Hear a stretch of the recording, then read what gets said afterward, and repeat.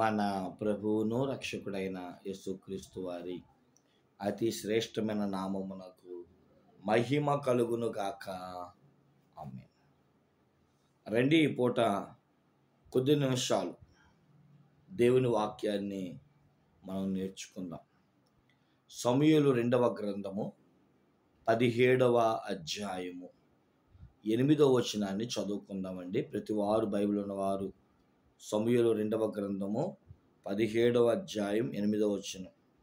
నీ తండ్రియు అతని పక్షమున నున్నవారును మహాబలాఢ్యులనియు అడవిలో పిల్లలను పోగొట్టుకొనిన ఎలుకు బంట్లను వంటివారై రేగిన మనసుతో ఉన్నవారనియు నీకు తెలియను. చాలండి.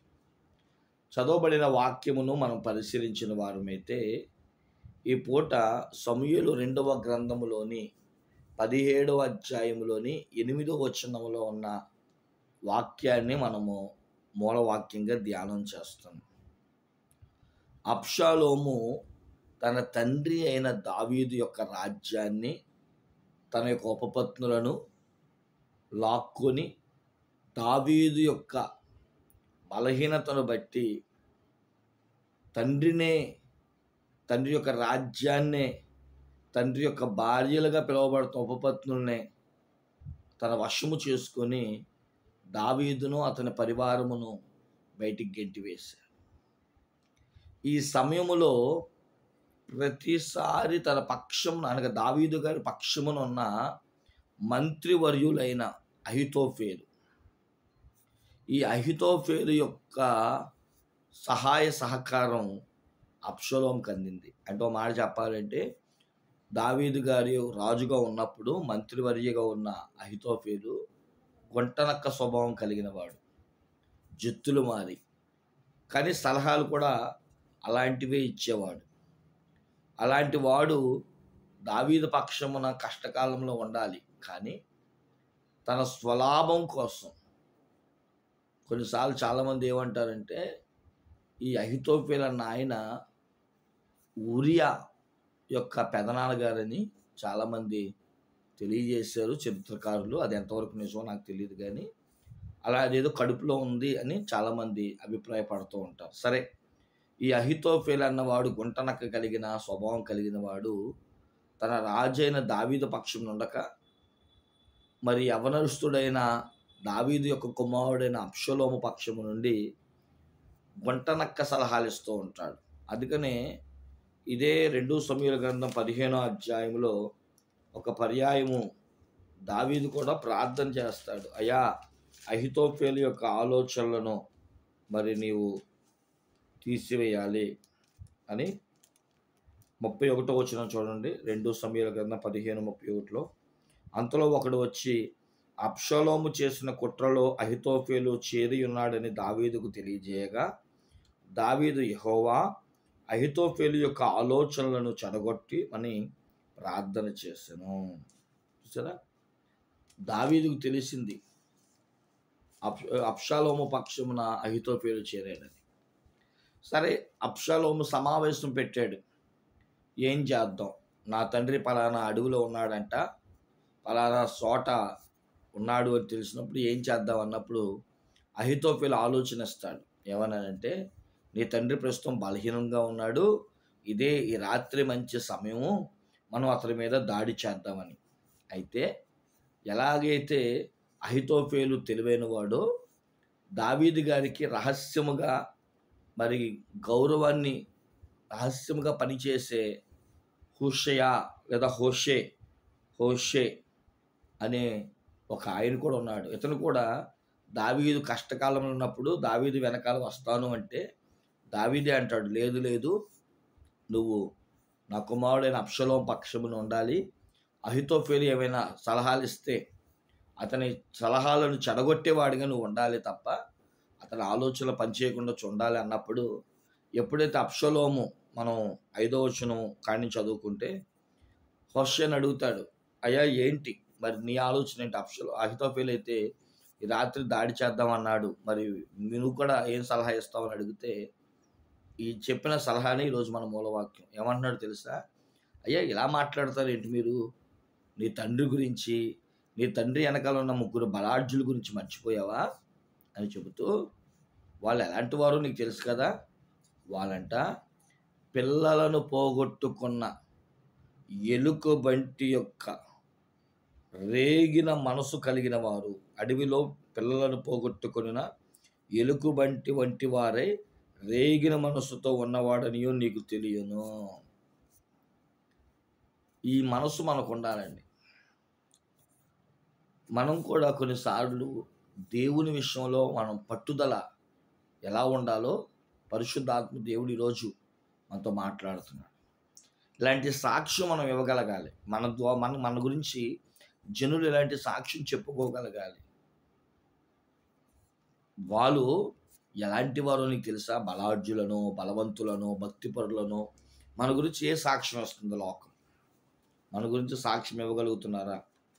మన గురించి ఎవరైనా సరే అతడు ప్రార్థన గొప్పదని, ఎస్తేరు గ్రంథంలో ఉంటుంది కదా. ఎస్తేరు గ్రంథంలో యూదుల గురించి ఒక సాక్ష్యం ఉంటుంది. అయ్యా, హామాన్ అన్నట్టు వాడు మరి మొర్దెకై గురించి తన యొక్క భార్యకి తన స్నేహితులకు చెప్తున్నప్పుడు ఎస్తేరు గ్రంథం 6వ అధ్యాయం 13వ వచనంలో, హామాను తనకు సంభవించినదంతయు తన భార్య అయిన జెరూహునకును తన స్నేహితులందరికీ తెలియజెప్పగా, అతని ఎదురున్న జ్ఞానులు అతని భార్య అయిన జెరూషు, ఎవని చేత మీకు అధికార నష్టం కలుగుచున్నదో ఆ మొర్దెకై యూదుల వంశమైన ఎడల అతని మీద నీకు జయం కలగదు, అతని చేత అవశ్యముగా చెడిపోదు అని అతనితో అనేది. చూసారా, యూదులకి ఎప్పుడు విజయమేనయ్యా, అలాంటి వాళ్ళతో నువ్వు పెట్టుకోవద్దు. ఉందా నీకు ఇలాంటి సాక్ష్యం? భక్తిపరులతో పెట్టుకోవద్దు. అలాంటి వాడు భక్తిపరుడు, ఇదిగో వాక్యం వింటున్నవాడు ఆత్మీయుడు. అలాంటి సాక్ష్యాలు మనం చెప్పగలమా? నీ గురించి ఏం చెప్తున్నాడు? దావీదుని చూసి దేవుడు ఏమంటున్నాడు? హృదయానుసారుడు. మోషేని చూసి నా ఇల్లంతట్లో నమ్మకస్తుడు. మరి నిన్ను చూసి ఏమంటున్నాడు? ఎలా ఉన్నావు దేవుని దగ్గర నీవు? హోషేయ గ్రంథంలో కూడా ఇదే చక్కటి మాట మనం చూస్తాం. హోషేయ గ్రంథము 13వ అధ్యాయంలో 8వ వచనంలో మాట ఉంది. పిల్లలను పోయిన ఎలుకబంటి ఒకని మీద పడునట్లుగా నేను వారి మీద పడి వారి రొమ్మును చీల్చివేయుదును అంటున్నాడు. చూడండి, దేవుడు కోపం, ఎలుకబంటి యొక్క కోపం, ఎలుకబంటి యొక్క వేగం, ఎలుకబంటి పిల్లలను పోయిన ఎలుకబంటి యొక్క స్వభావం. మరొక చోటైతే ఎలుకబంటి నయ్యం. సామెతల గ్రంథం 17వ అధ్యాయం 12లో ఉంటుంది. చూడండి ఒకసారి ఆ మాట కూడా చదువుకుందాం. సామెతల గ్రంథం 17వ అధ్యాయము 12వ వచనం. పిల్లలను పోగొట్టుకున్న ఎలుకబంటిని ఎదుర్కొనవచ్చును కానీ మూర్ఖపు పనులు చేయుచున్న మూర్ఖుని ఎదుర్కొనరాదు. స్వభావం చూసారా? ఎలుకబంటి కంటే డేంజర్ ఎవరి అంటే మూర్ఖుడు. కొన్నిసార్లు ఈ పిల్లలను పోగొట్టుకున్న ఎలుకబంటే నయ్యం, దాన్ని ఎదిరించవచ్చు. కానీ మూర్ఖుడు అంతకంటే దౌర్భాగ్యుడు. సరే, ఈరోజు పిల్లలను పోగొట్టుకున్న ఎలుకబంటి యొక్క మనస్సు మనం అందరము పొందుదుము కాక. అసలు ఎలుకబంటి గురించి అయితే నేను కొన్ని లిస్టే రాసుకున్నాను. కొన్నిసార్లు దేవుడి యొక్క పనికి జరిగించడానికి ఎలుకబంటిలో కొన్ని లక్షణాలు ఉన్నాయి. మొదటి సమూయేలు గ్రంథం 17వ అధ్యాయం 37వ వచనం చదివితే ఎలుకబంటిలో బలం ఉంది. రెండవది సామెతలు 28:15లో ఎలుకబంటి తిరుగులాడే అనుభవం ఉంది. యెషయా గ్రంథం 59:11లో ఎలుకబంటికి బొబ్బరించే అనుభవం ఉంది. అలాగే విలాప గ్రంథం 3వ అధ్యాయం 10వ వచనములో ఎలుకబంటికి ఓపికతో పొంచి ఉండే లక్షణం ఉంది. ఐదవది, ఇది మనం నేర్చుకోబోతున్న అంశం, 2 సమూయేలు గ్రంథం 17వ అధ్యాయములో 8వ వచనములో ఈ ఎలుకబంటికి రేగిన మనస్సు ఉంది. రేగిన మనస్సు, ఇది ఈరోజు మనం నేర్చుకుంటున్నాం. దావీదుకున్న మనసు ఏంటి అంటే పిల్లలను పోగొట్టుకున్న ఎలుకబంటి యొక్క రేగిన మనస్సు. రేగిన మనస్సు అనే దానికి మండిన మనస్సు లేదా మండిపడుట, కోపగించుట, ఎవరు అదుపు చేయలేకపోవట, రేగిన అనుభవాలు మనకుండాలి. దావీదు జీవితంలో ఈరోజు మనం ఈ అనుభవాన్ని నేర్చుకుంటున్నాం. దావీదును చూసి ఈరోజు బలహీనుడిగా ఉన్నాడు కదా అని అనేటప్పటికీ దావీదు పక్షంలో ఉన్నవాడు సాక్ష్యం ఇస్తున్నాడు. నీ తండ్రి అయిన దావీదు అడవిలో పిల్లలను పోగొట్టుకున్న ఎలుకబంటి వంటి వారి రేగిన మనసుతో ఉన్నారని నీకు తెలియను. రేగిన మనస్సు, ఒక్కసారి మనం చాలాసార్లు ఈ ఈ యొక్క సామెతను వాడుతూ ఉంటాం.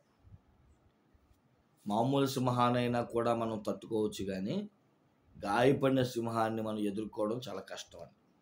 అలాగే ఎలుకబంటి విషయంలో కూడా మనం చూస్తే ఎలుకబంటి కూడా దేవుని పని జరిగిస్తుంది. కొన్నిసార్లు దేవుడు మిడతలు వాడుకున్నాడు, కోడిని వాడుకున్నాడు, గాడిదను వాడుకున్నాడు. ఇదిగో ఇక్కడ ఎలుకబంటిని కూడా వాడుకున్నాడు. లేవికాండంలో ఉంటుంది, తన పనిని జరిగించుకోవడానికి దేవుడు భూజంతువులు ప్రతిదీ కూడా వాడుకుంటాడు. ఇక్కడ ఎలుకబంటిని దావీదుతో పోల్చాడు. ఎలుకబంటిని కొన్నిసార్లు ఏలియా లేదా ఎలీషా, బట్టతలు కలిగిన ఎలీషా, ఆ బట్టతలను చూసిన అక్కడ ఉన్న ప్రజలు, చిన్నపిల్లలు 42 మంది బోయివాడ అని పిలిస్తే శపించినప్పుడు 2 ఆడ ఎలుకబంట్లంట మరి అడవిలో నుంచి వచ్చి ఆ 42 మందిని చీల్చిన అనుభవం మనందరికీ తెలుసు. అంటే రేగిన మనసు ఉంది ఎలుకబంటికి, రెచ్చిపోవడం.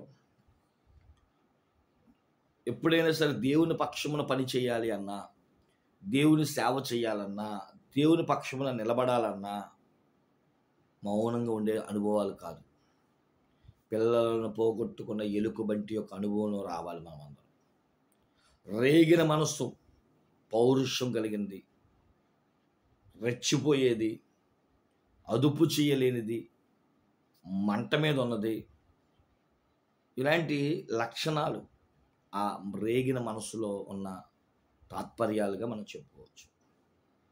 కాబట్టి ఈరోజు నేను క్లుప్తమైన సందేశం ఏంటో తెలుసా ప్రియమైన దేవుని బిడ్డలారా?